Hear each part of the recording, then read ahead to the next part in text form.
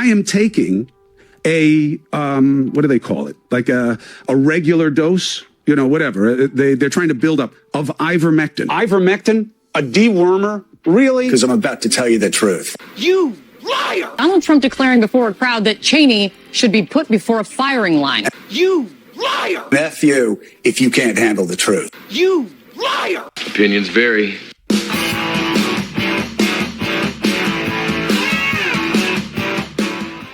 What's up, everybody? Welcome back to Opinions Vary. That's Opinions with an A, and let's go through the lies. Countless lies. Well, we'll do 10 of them. Grabien put together a great montage of the media's greatest lies of 2024.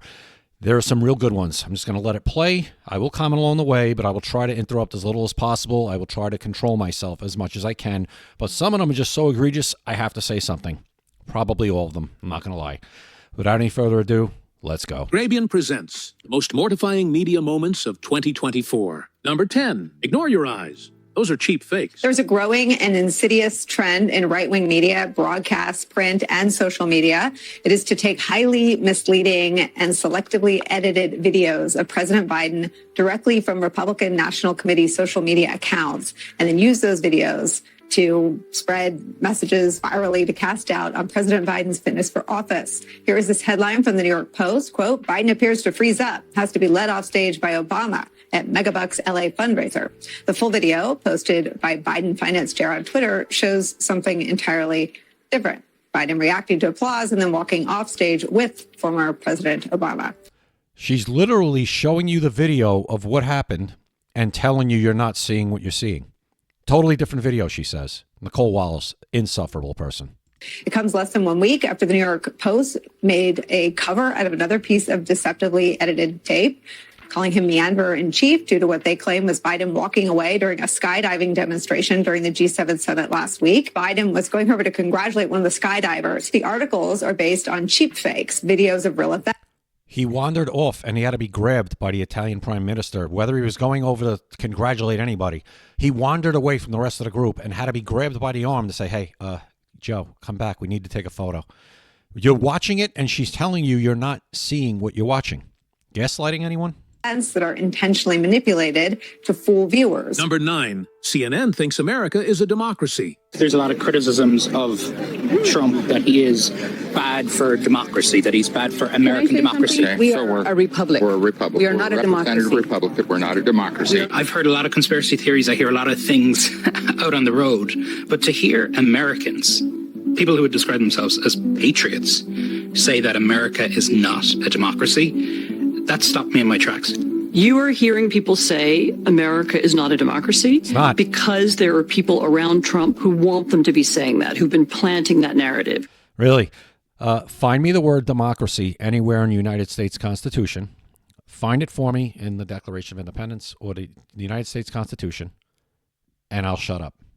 Number 8, Beyonce is performing at the DNC. There are rumors that Beyonce might make an appearance. I personally think that that's true. Is the United Center going to be turning into the Beehive tonight? The Beehive is buzzing right now because the preparation for the Beehive, it has to start early. A donor confirmed to me that she's also hearing that Beyonce is en route. Beyonce is going to show up. Queen Bay. Breaking Beyonce news. Number 7. That was the beginning of the AstroTurf campaign. Everything was fake. Beyonce obviously wasn't getting paid enough that night to show up. She ended up showing up later. I believe it was $11 million she got paid to say about, 4 minutes worth of words, not even sing a song at that Kamala event. And, that was part of the $2.5 billion that they seem to have squandered away.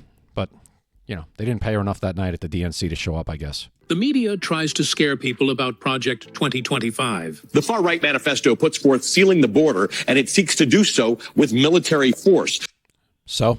It aims to use every lever of government to find, detain, and deport undocumented people. So? Take funding and housing away from people who are just associated with undocumented immigrants. Quote, deny loan assistance to those who are not U.S. citizens or lawful permanent residents. Deny loan access to those who are not lawful or permanent residents. And the problem with that is? Number 6. Media tries to hype up the amount of misinformation on X. After Elon Musk took over in 2022, most of its fact checkers were fired.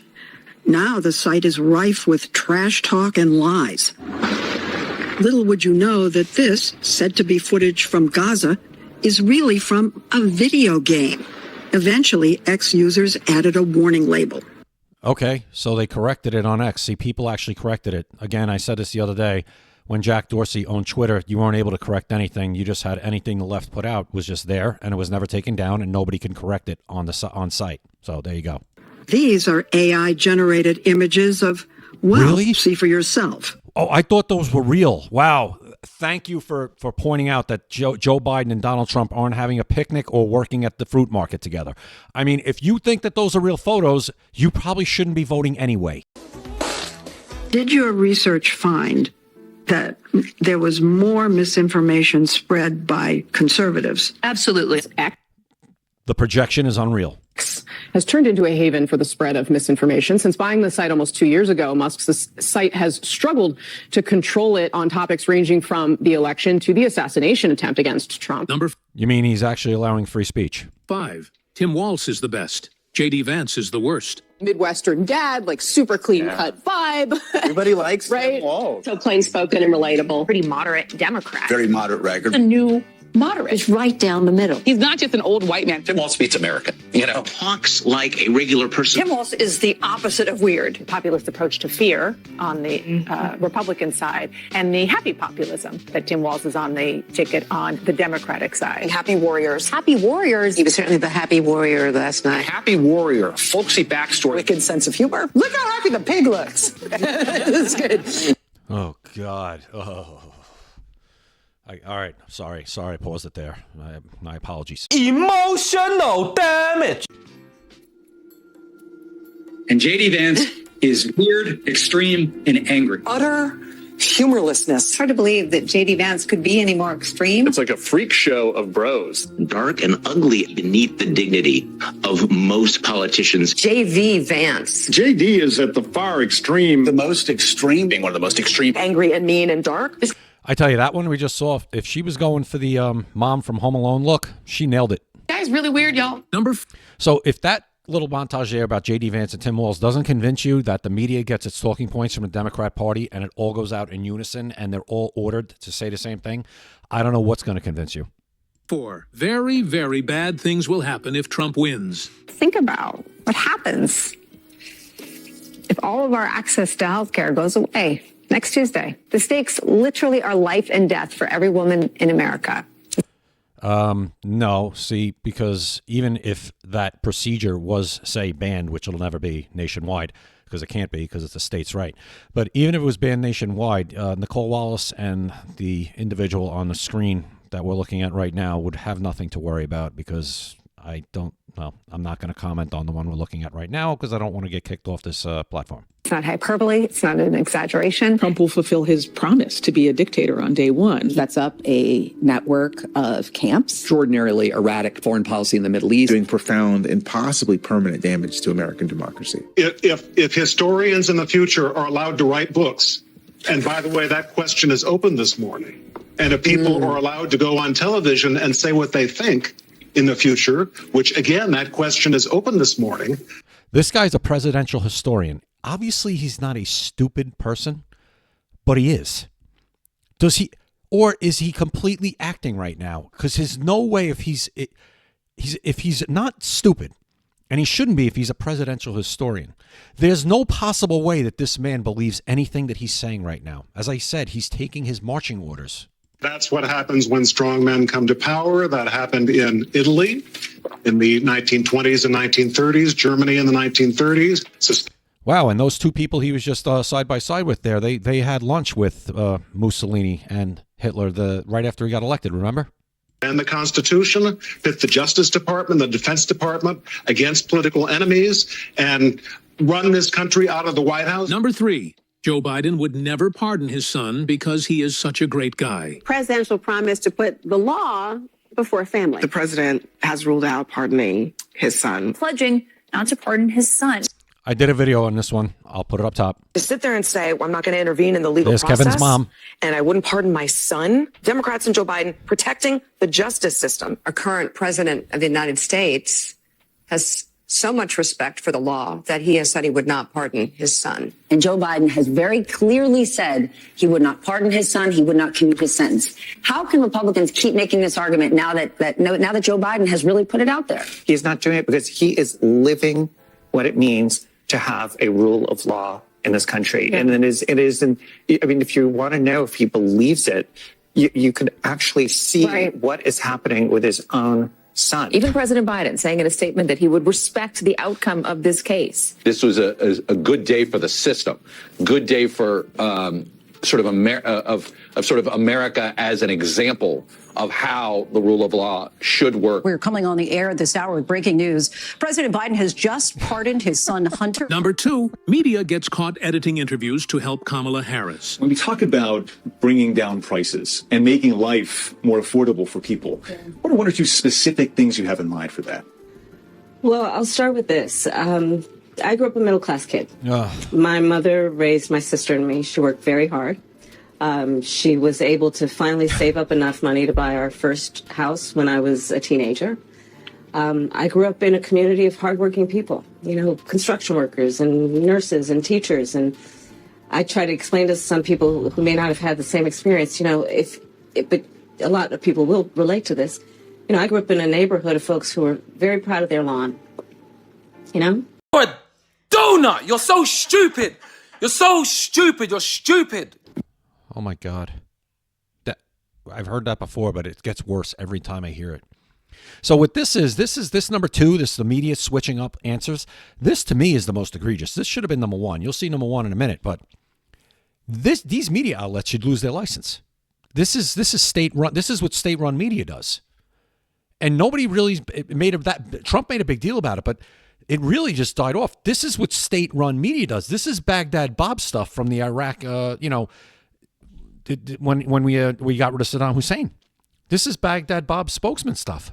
Unbelievable. When we talk about bringing down prices and making life more affordable for people, what are one or two specific things you have in mind for that? So when I talk about building an opportunity economy, it is very much with the mind of investing in the ambitions and aspirations and the incredible work ethic of the American people. But it seems, I got to be honest, that interview must have been so bad because that's the best they could do after they searched through the entire tape. That was the best answer they could come up with to put in the original answer's place. Wow. That Prime Minister Netanyahu is not listening. Well, Bill, the work that we have done has resulted in a number of movements in that region by Israel that were very much prompted by or a result of many things, including our advocacy for what needs to happen. I said it when we were doing videos during the campaign. I said, my brain couldn't even produce an answer like that. A lot of the things she comes up with, I couldn't have my brain produce my voice to put stuff out like she just said. It's complete gibberish. But it seems that Prime Minister Netanyahu is not listening. We're not going to stop pursuing what is necessary for the United States to be clear about where we stand on the need for this war to end. Number 1. The answer, because they edited a fake answer and it doesn't even jive with it. It's awful. And like I said, they said 60 Minutes, that other station, they should lose the media license. I'm sorry. There's no cognitive decline. In fact, Biden has never been better. Start your tape right now, because I'm about to tell you the truth. This version of Biden is the best Biden ever. She knows so long as she was 9. In fact, I think he's better than he's ever been. He is sharp, intensely probing, and detail-oriented. This guy should be tried for treason. And focused. President Biden has a photographic memory. This guy's got Trump derangement syndrome of the highest levels, Dan Goldman. But he's totally focused. He's very sharp. They say he's sharp in meetings and so on. Very lucid, very well informed. He's older. That doesn't mean that he is unfit. He can clear a dementia bar, and that's probably a win. More wild speculation from a bunch of people who have probably never been in a room with Joe Biden and certainly don't have medical degrees that I'm aware of. But a huge part of the Mueller report talks about Russian disinformation tactics. And one of the themes this election cycle is that Joe Biden is too old to lead. So it ends there. So those people at the end, the ones covering up for Joe Biden that were in his administration, forget the media.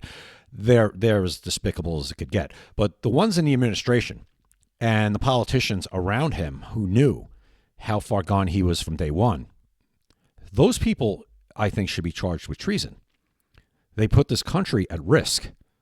We might suffer consequences that we don't even know yet from the decisions that were made, not by Joe Biden, or if they were, Joe Biden in a diminished state.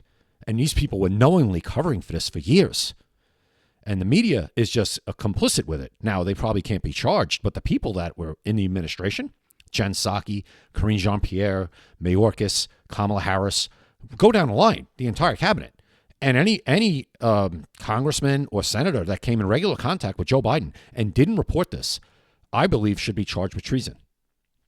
Tell me what you guys think in the comments. I thought we'd have a little fun with this today. Kind of a quiet period. Trump did endorse Mike Johnson for speaker today. I mean, I'll talk about that. I could say I don't think Trump really had a choice. I think that's the best he could do at this point. The Freedom Caucus does not have the votes to get one of their people through. They just don't. So Mike Johnson is probably the best we are going to do right now. And obviously, Trump has been in constant contact with Mike Johnson. He didn't make this endorsement on a whim. So we're going to have to trust Trump on this one and hope for the best. So that's what I'll say about that. I'm not going to do a whole video on it. But that's it. So tell me what you guys think in the comments. What do you think the worst of those lies was? I think it was the media switching answers for Kamala Harris, because that, you want to talk election interference? That's election interference. That's state-run media stuff. So you guys tell me what you think. I appreciate you watching. Follow me on X. Follow me on TikTok @OpinionsVary. Please like, share, subscribe. If you made it this far, especially, please subscribe and like the video. I really appreciate it. We'll see you next time right here at Opinions Vary. Opinions vary.